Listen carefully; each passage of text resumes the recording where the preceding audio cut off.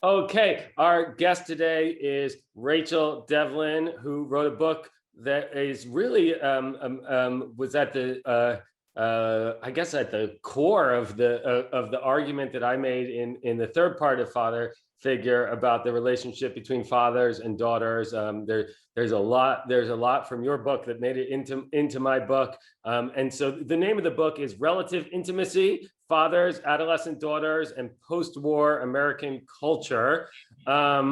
Wait a second. I want to ask you a question about the title, because actually that title is way more tame. It's not nearly as provocative as the argument. Did the editors make you tame it? Yes. Yeah. Yeah.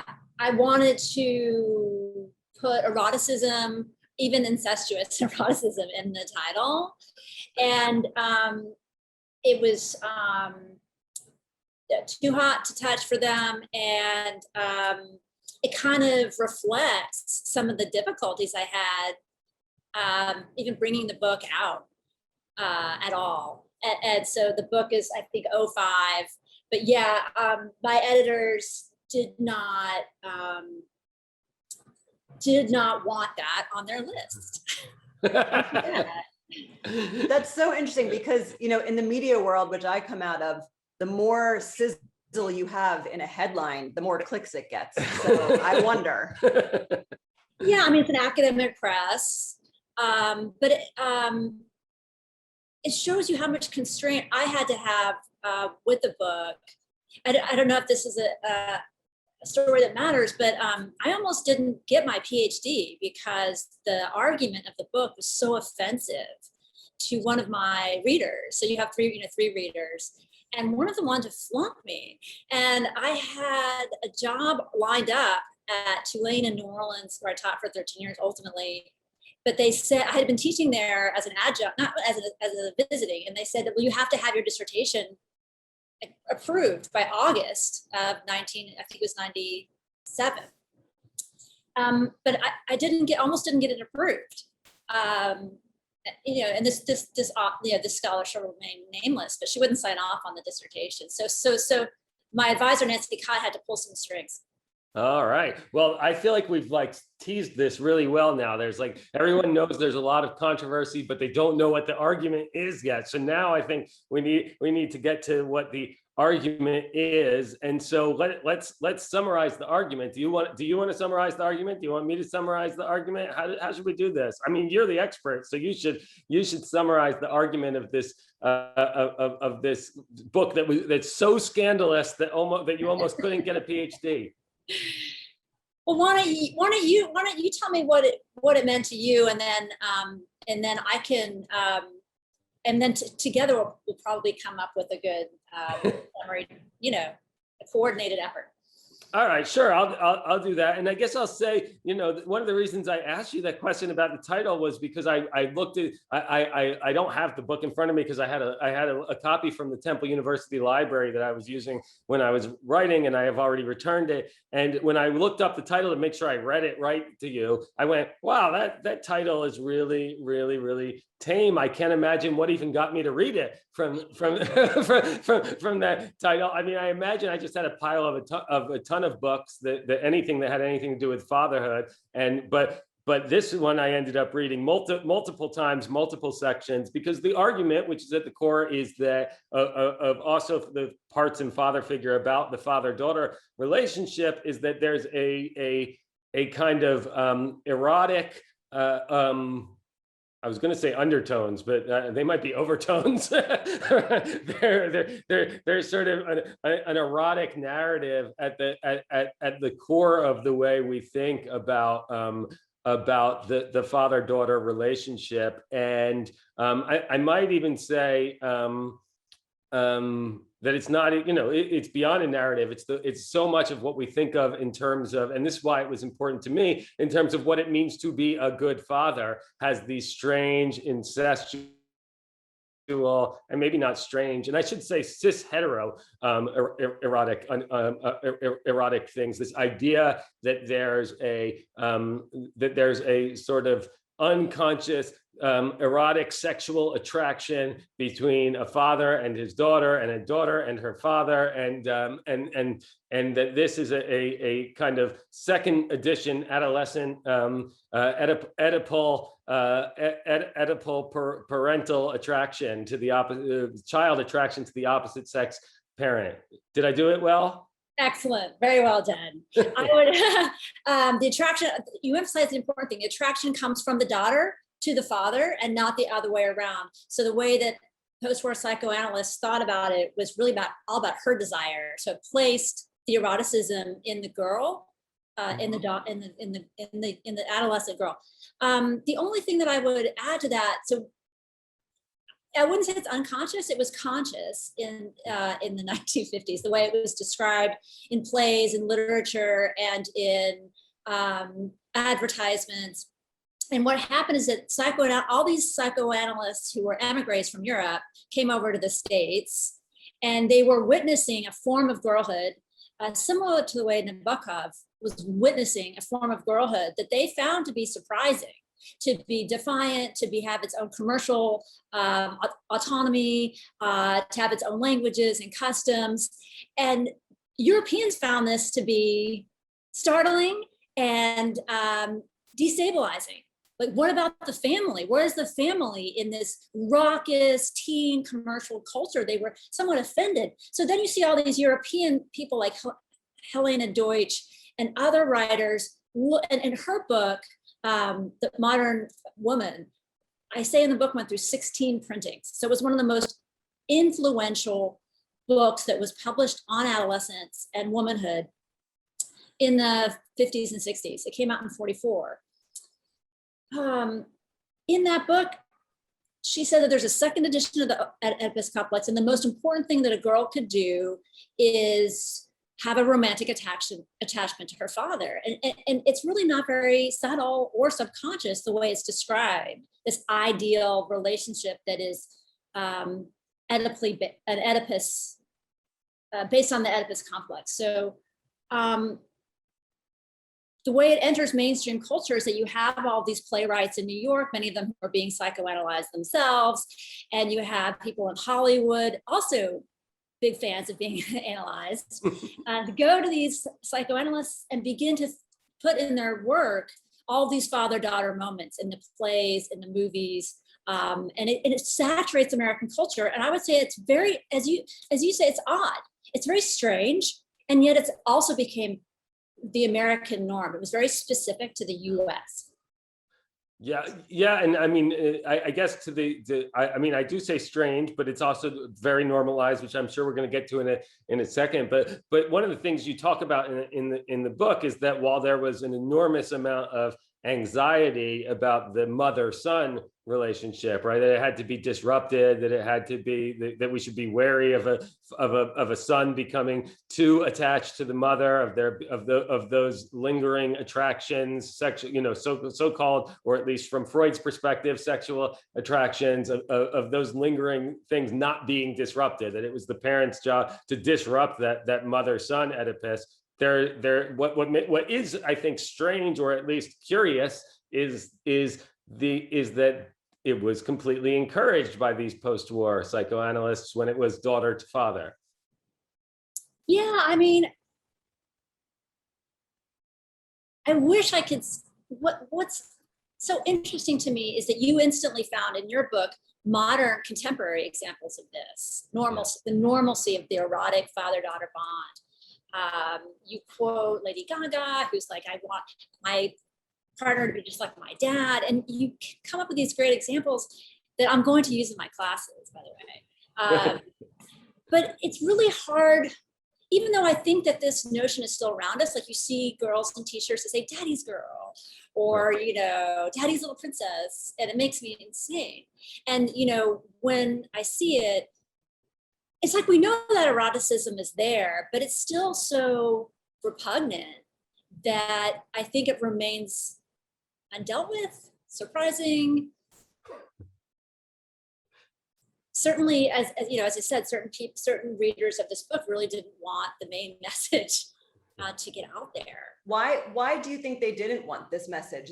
What does it disrupt that we still want to believe is true?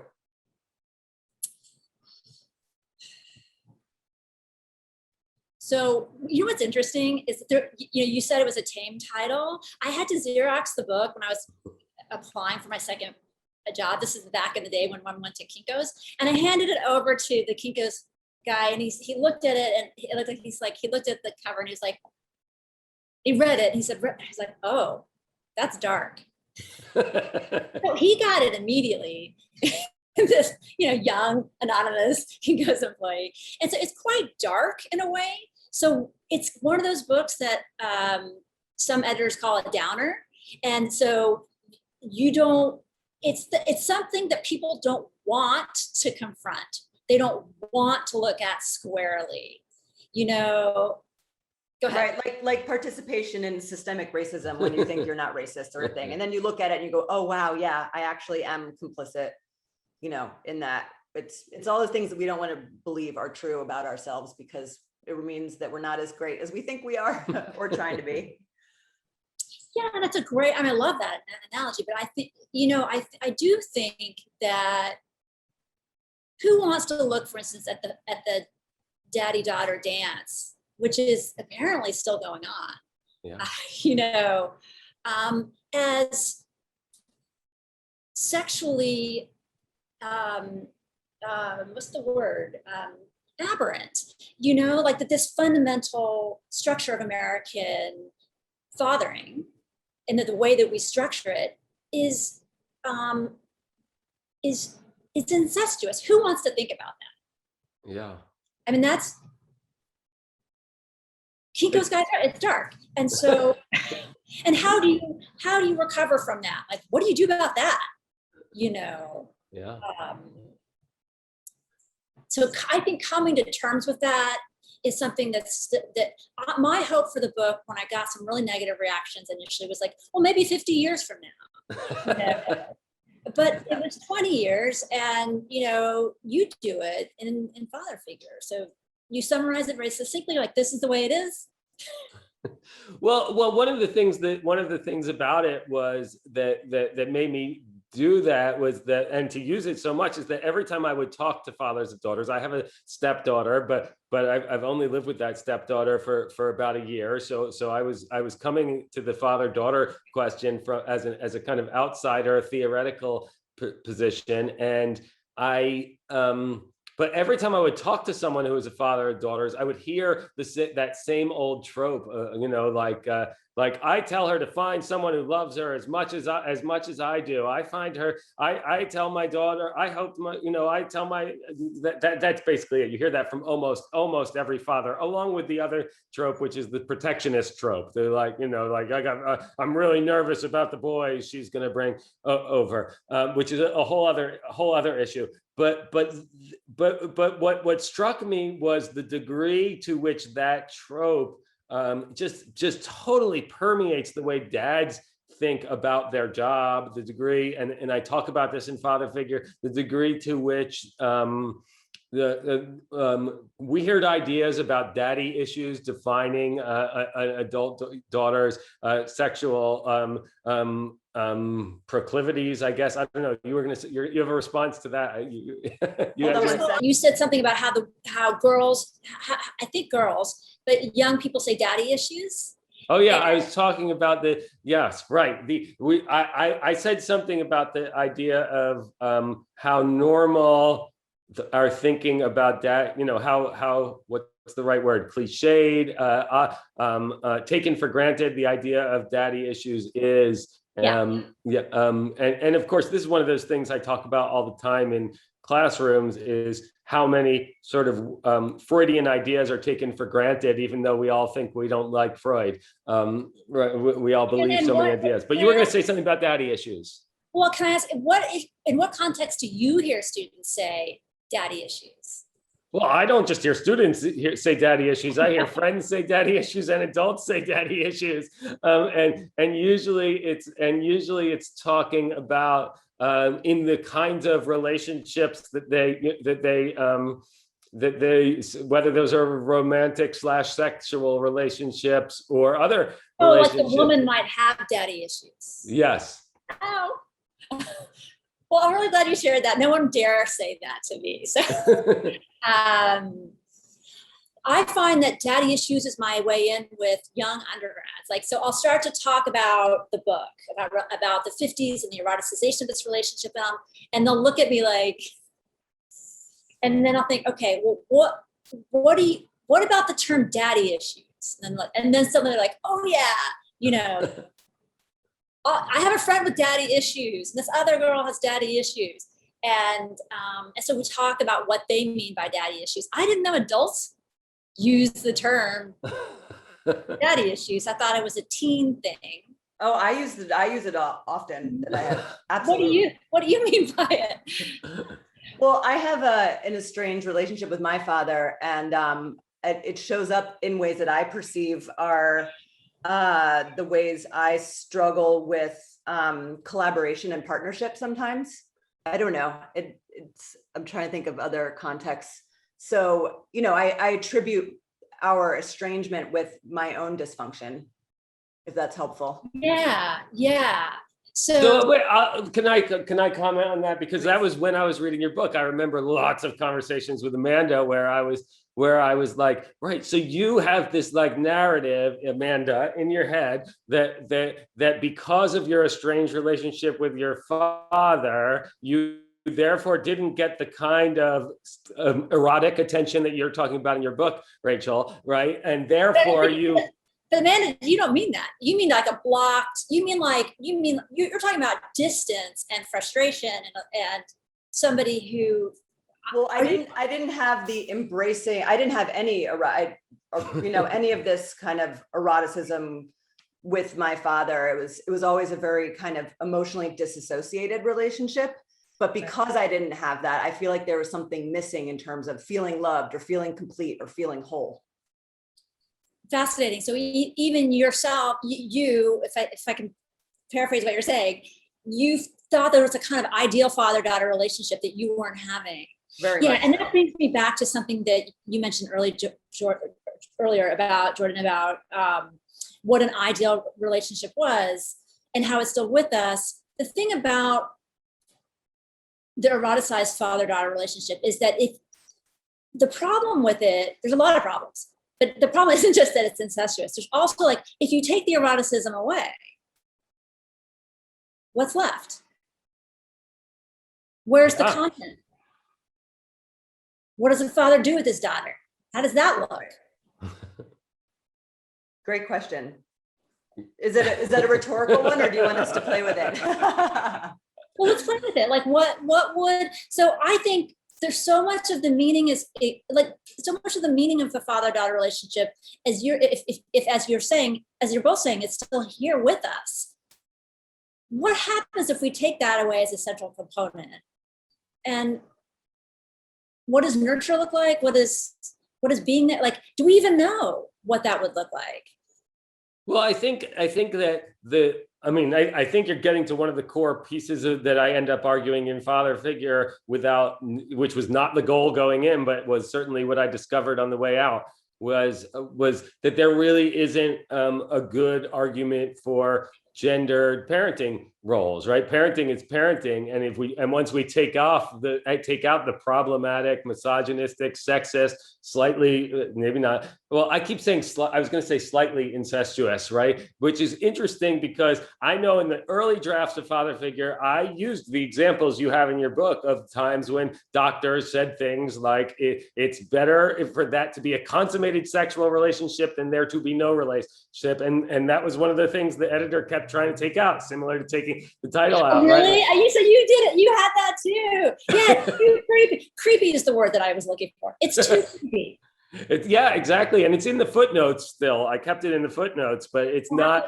But it's not in the main text. And I don't know. There's so many things I want to say now. One, I think I get why that was important, and it made sense to me in the end in trying to put together Father Figure, because what I didn't want to do is allow well-meaning fathers to be able to just go, well, I don't have an incestuous relationship, so I didn't do anything, so I don't have to look at this, right? Right. I did, but I have had some people go that they were disappointed that there's not more about how rampant sexual abuse and sexual violence within families actually is and is still. And I think a lot of that is grounded in this idea that there's something almost okay about it.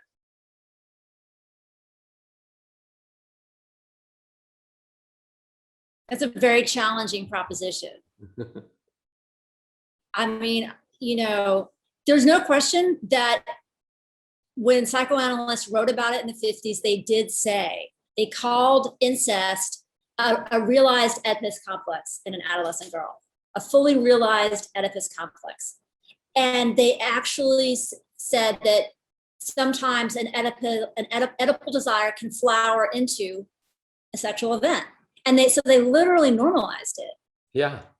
And I think that I think that's too disturbing and creepy for 2021 American to read about our own, and especially about the golden age of the 50s.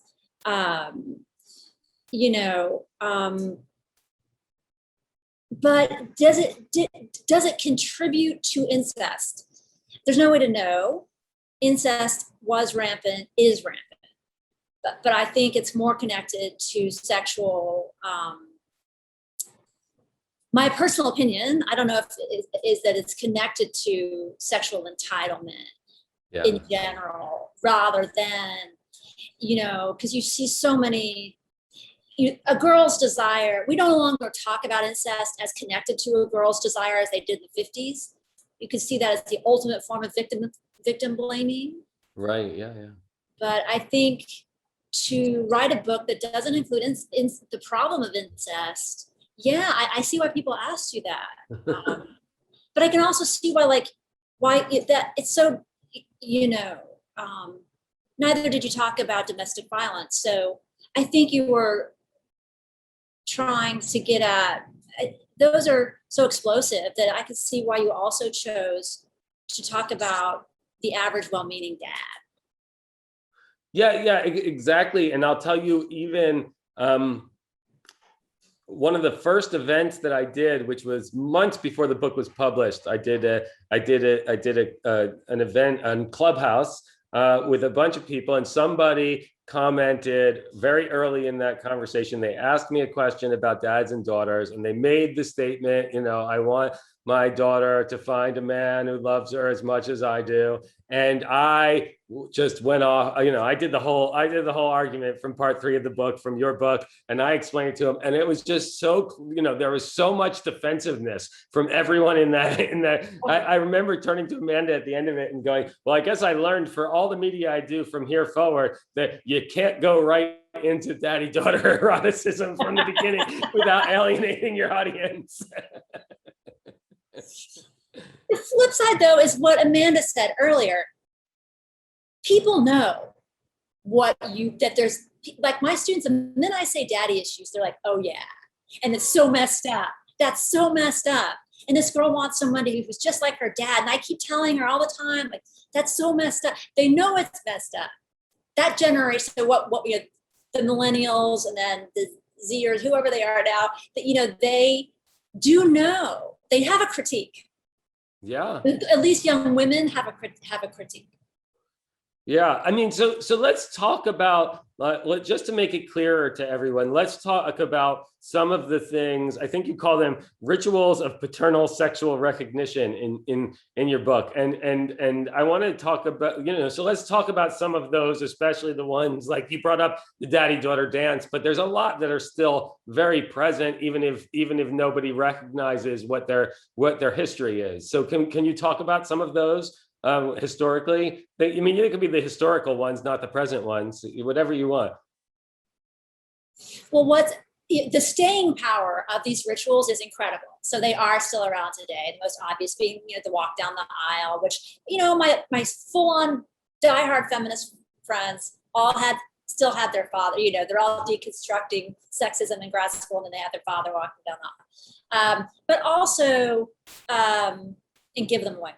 But in the 50s, what's interesting about the 50s is that it's a departure. So whenever you saw girls shopping for a ball gown, or thinking about their appearance, or talking about their relationship to romance and sex, it was always with their mothers, always. And the father was somewhat, well, like Amanda's father, the removed patriarch who, was doing, who did real business, well, and left all that to his wife.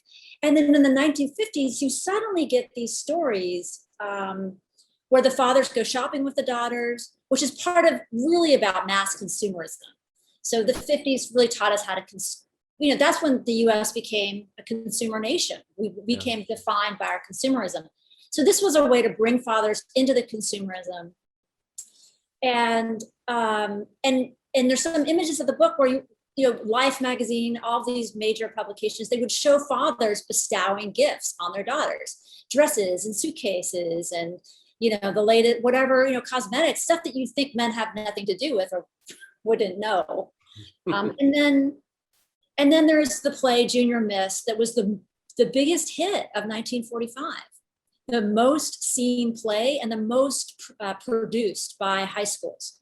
So when you look at what happened to Junior Miss, and there used to be a Junior Miss department in the department store. You'd go to the Junior Miss section. I mean, the cultural influence of Junior Miss is boundless.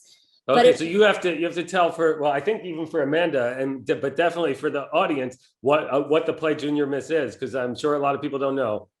So it's kind of ephemera. Well, it took in more money in the 44-45 Broadway season than any other play. And Patricia Pearden, who was the star, was actually on the cover of Life magazine the week that Pearl Harbor was bombed. So all the other magazines had time to change their cover, but Life did not. So Pearl Harbor is bombed. People get the magazine. It's this teenage Bobby Soxer on the cover. But it was celebrating how spectacularly successful that play was. And the whole play is a sort of duckling to swan story about a girl who cannot get her father's attention at all. She's just underfoot and in his way until the last moments of the play, when she's put on her prom dress and done her hair. And it's that moment where she comes down the stairs, he looks up from the paper, and he's completely gobsmacked. And that is the high point of the play. And then the moment where her date arrives, she rings the doorbell, and all of a sudden, and he wants to put the date says, "I'll put your coat on for you." And the father rushes in, grabs the coat from her date and says, no, allow me, and he puts her coat, it drapes the coat on her. And it just looks at her with such fawning awe. And maybe Amanda, you wanted that, I don't know. But this was considered a wholesome, family play. Yeah. And you can imagine girls going with their parents to this play. You can imagine then after the play was hugely popular, it was printed and sent out to high schools and performed all over the US. And it really did, it was this cultural mega hit. And it's forgotten now because like so much of history of girls tends to be forgotten. Oh, that's fluff. That's some trash, whereas stuff about boys tends to be more remembered. But again, Junior Miss is what brings us into the post-war period. And then there's spin-offs, and then there's, imitations and televised. There was a television version, et cetera. So essentially what it's saying is that for a father to notice or to have affection for his daughter, it can only be so through a sexual lens, because that is how men relate to women in general, and therefore daughters shouldn't be separate from that. Should I ask that again? That's a really, like, I wish I'd written about that. So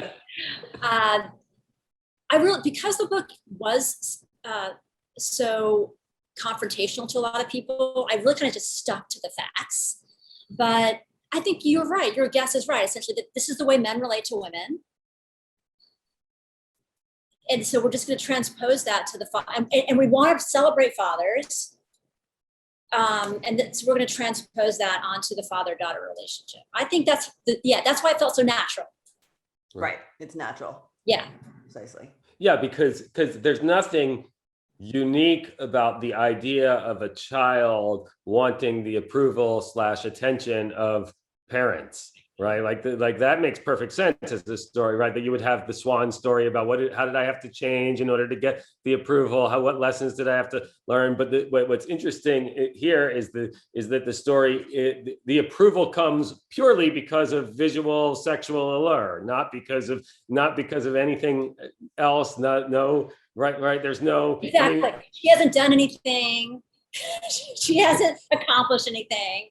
She appears beautiful. And I think, as Amanda's saying, like, that is the most important task that a woman could achieve. And so we bring in paternal approval, but it's that moment, the moment that's repeated over and over in the 1950s is the moment a father notices. Yeah. Oh, she's quite a girl.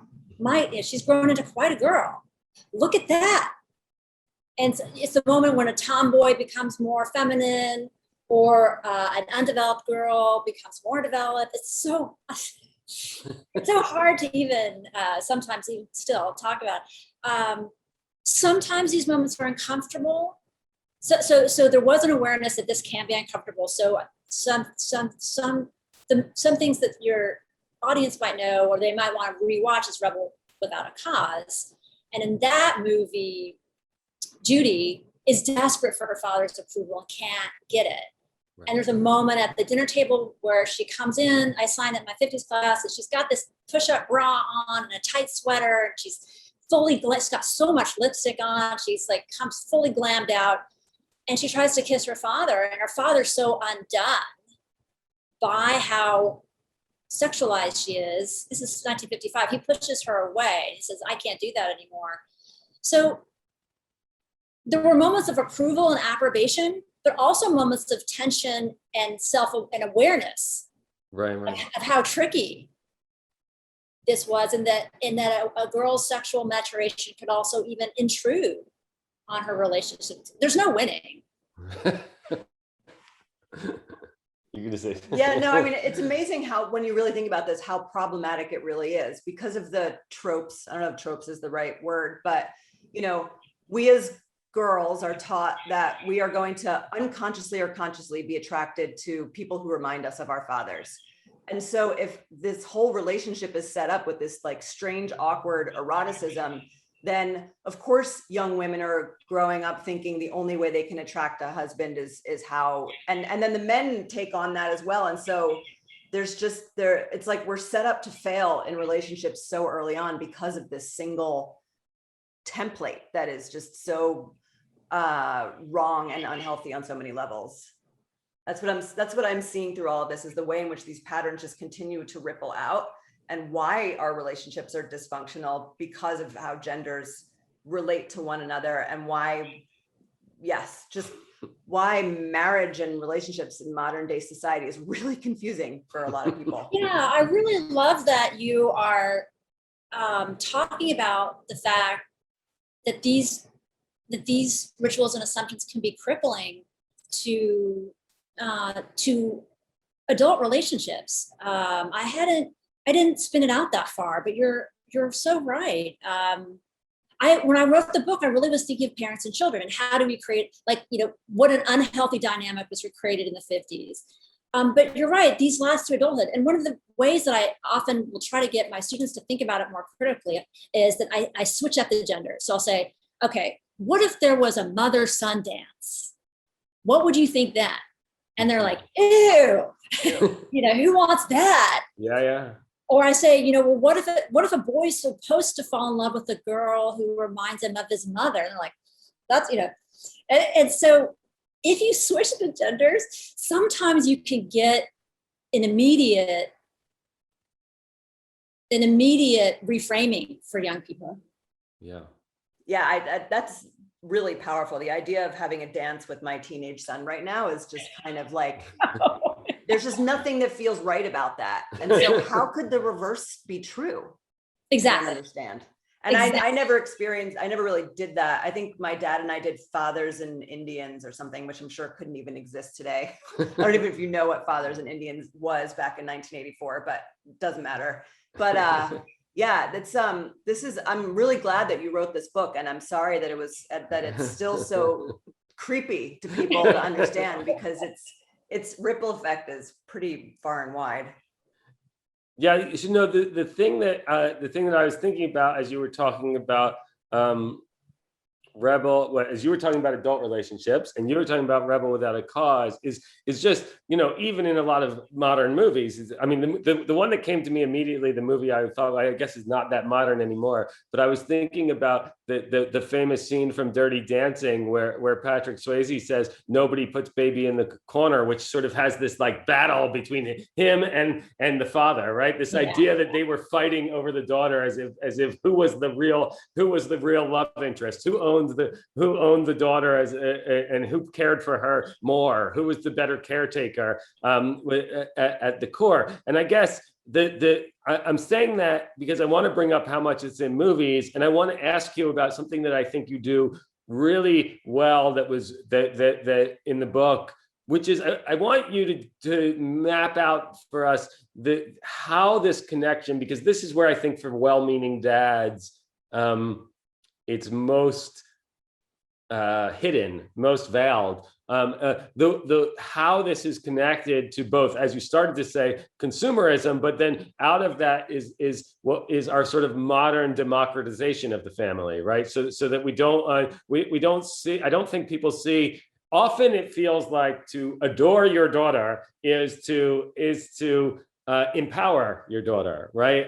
Is to give her a voice, is to I don't know. I think you get where I'm going here, and so a lot of people, I think it's important to point out how the relationship you're talking about that started in the 1940s and this psychoanalytic construct is also at the core of our idea of giving kids freedom at the same time. Yeah. Well, there's a lot. First of all, I wanted to say, you're saying a lot. So, but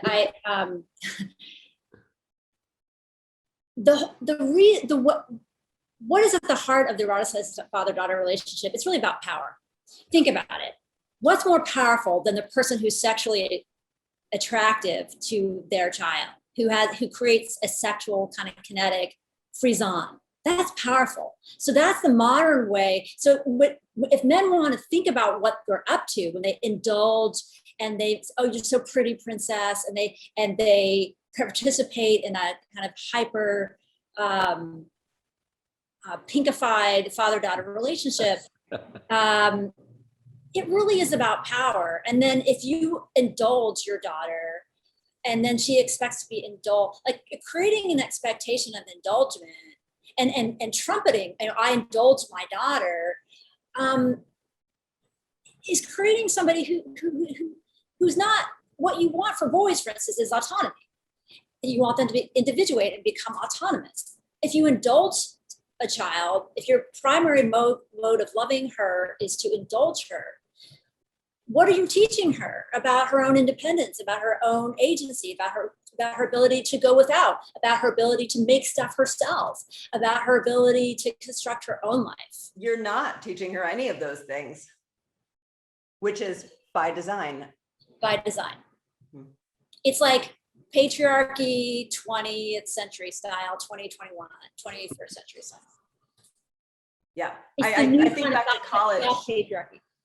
Sorry, go ahead. I was just thinking back to college. I remember a number of my girlfriends, some who came from wealthier families, were prohibited from getting jobs, and would have to sneak behind it was their fathers. I remember in two instances to get jobs. And I went to college in New York City. Like there was just jobs abound, and they had to hide their ability to have any sort of agency, as if that was somehow a rebellion against, in this case, their fathers. Wow. I know. I found that shocking. My parents were like they were like, go work at age 11. They were like, go for it. Don't ask us for anything. Right. Totally. But there's a severe, cap on agency for women. And this is just one other very strange permutation of that. I think they're all linked. And the indulgence in the 50s, again, was and with adolescent girls specifically. So I'm not talking about young girls, but now you see it in young girls, this princess stuff. But it was about cosmetics. It was about looking beautiful. And a father, it was a man's pride if he could elevate his daughter by giving her all the advantages and braces and a wardrobe and so these kinds of forms of social power. But her being beautiful was considered a commercial endeavor.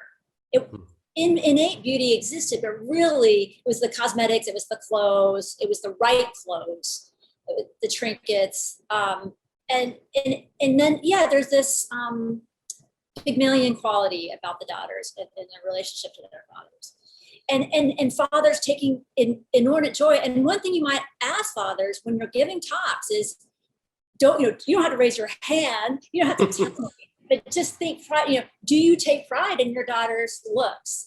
And if that's something that you spend time thinking about, like maybe, try to think about what could I bring to this instead?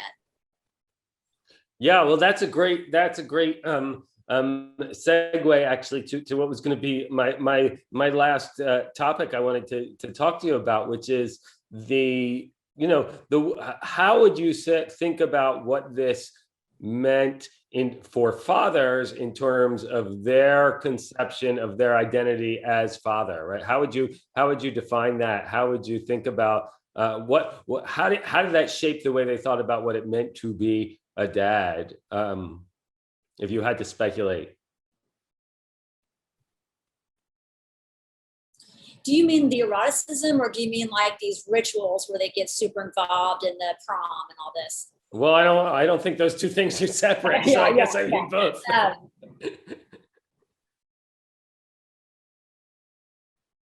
It's a really great question, because as I was writing it, I was thinking more about adolescent girls and who they were and what this meant to them. But one of the things I felt I could have articulated better in the book is that I think it made them feel more valuable, more powerful. I do think it gave them a distinct role that they could understand. I think it was probably attractive to men, or we wouldn't have seen it all over the place, and it wouldn't still be with us today. I think men liked it.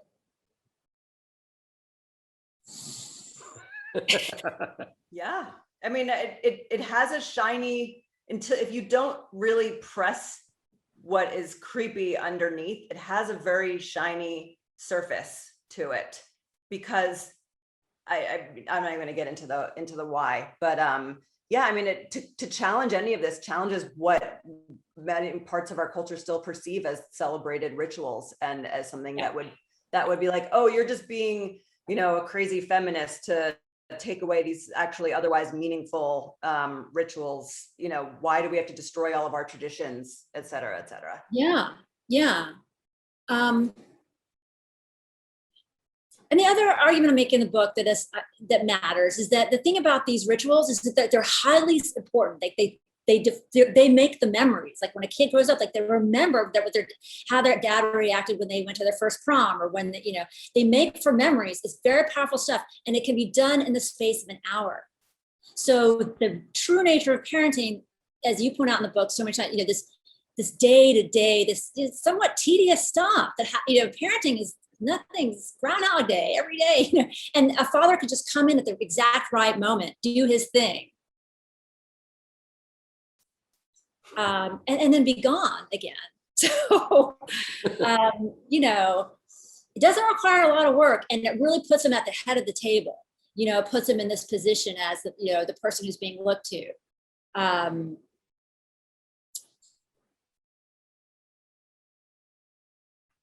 Is there something else in the book that we should have talked about that I haven't asked you about? Yeah, I do want to say one thing, which is that part of this history is about reacting to what girls were actually doing. which is that girls were increasingly asserting themselves, getting jobs, committing delinquent acts, speeding in their cars, graffitiing buildings.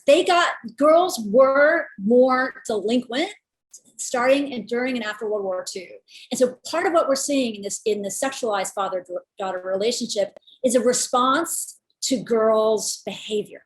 Like, girls changed and they became more defiant and they became more autonomous, and they had, girls' cultures. And American culture became fascinated with teenage girls, fascinated. And this is Valley Girl, pre-Heathers, and this fascination with teen girls remains.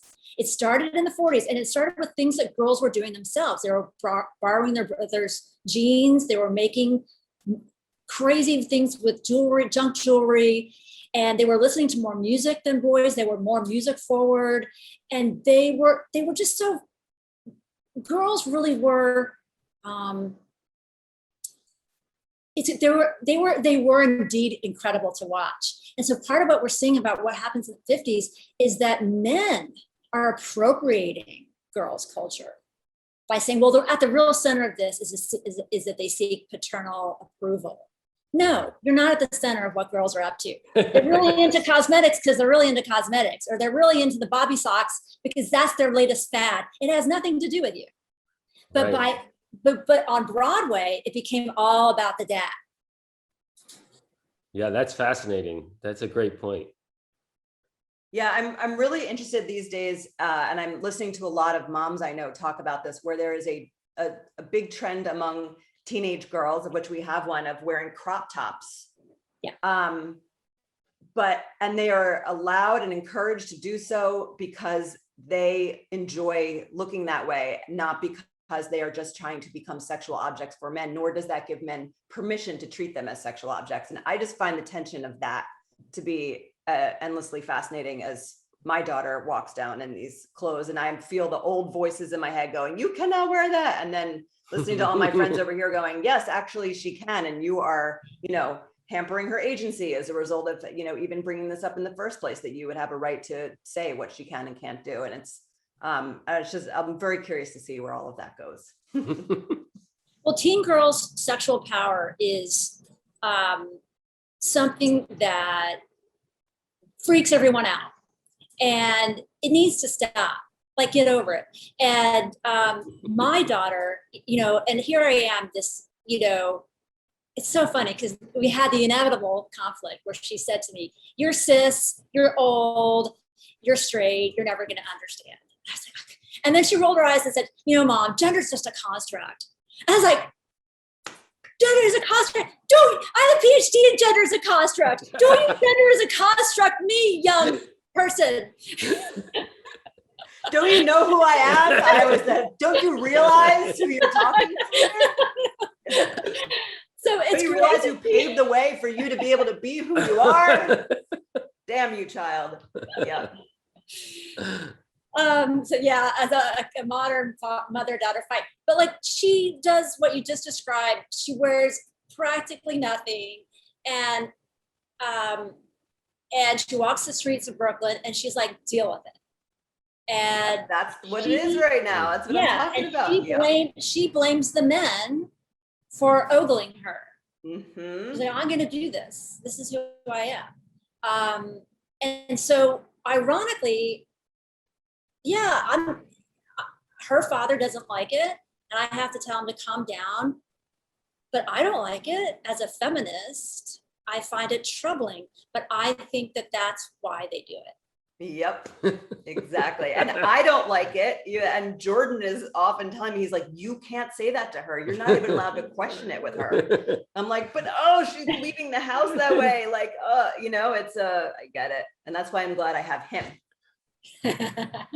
Yeah, I always say, go with the, I'm worried you're going to be cold, because you don't want it to become a body issue.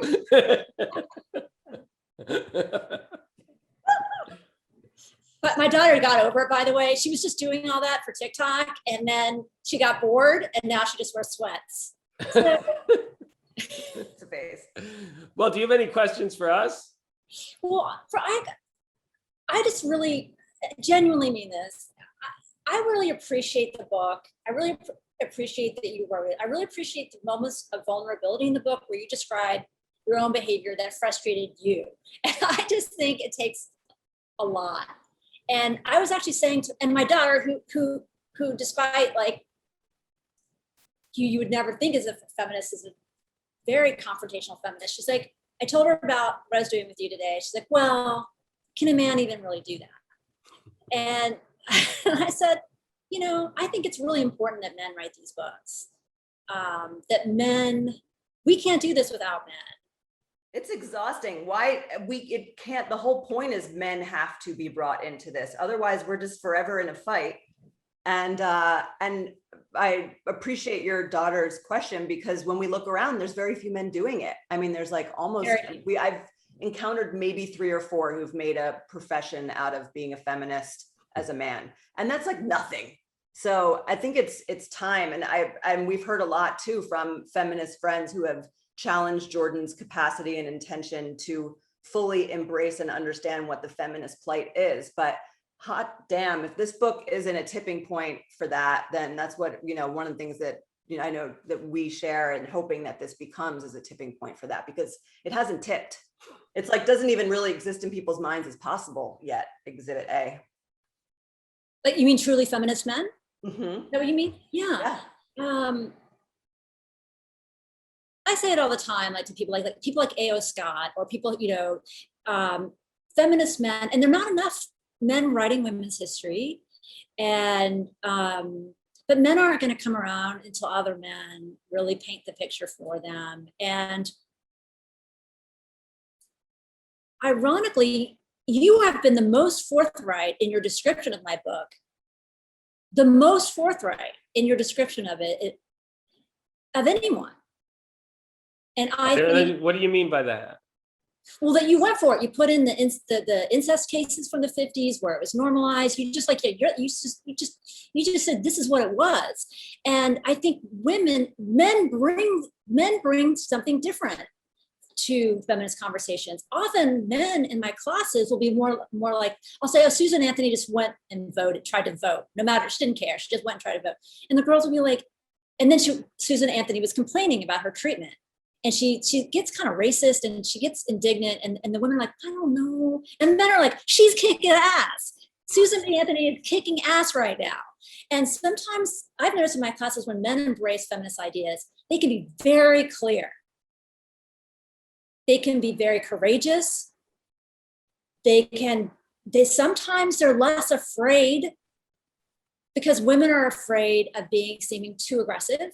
Women can be afraid of seeming too shrill and of getting themselves kicked out of going past a line. And men can often say things that a large majority, even academic, professional feminist women, can't say. Yeah, I think I mean that's part of why I wanted to write the book, is the men have the privilege of, we don't have to worry about being canceled if we talk about, especially white men. At least white men don't have to worry about being canceled if we talk about feminist ideas. And we might get called sissy, right? We might get called mangina, as I have been called a few times. Nice. That's a neologism. I had never heard that before. But we don't lose any privilege, and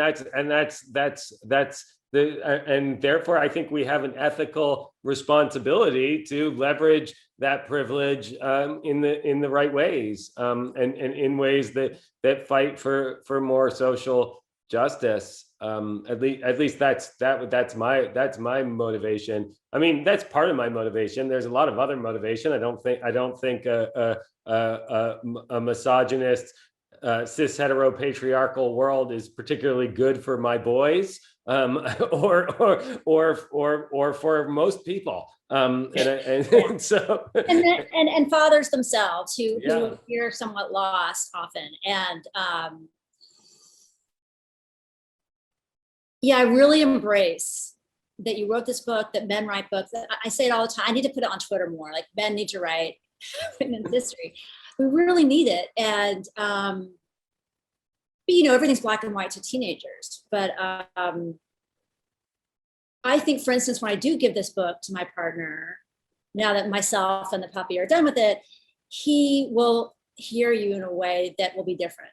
So I'm really looking forward to that. Well, I can't wait to hear what he thinks. And you should tell your daughter that of all the I'll just say they're the famous feminist, the current batch of famous feminist millennials who have picked it up that I've talked to. They've all said to me they tried to read it mad, not wanting to accept it with a how can he know what he's saying? And they all said, but you did it. You pulled it off. So. That's great. You did. Maybe it's because I'm older, and I really think that you can't do feminism without men. You have to bring men along. And when I first started teaching women's history, I only had women. In the last couple of years, I've had a lot of men take the class, and hallelujah.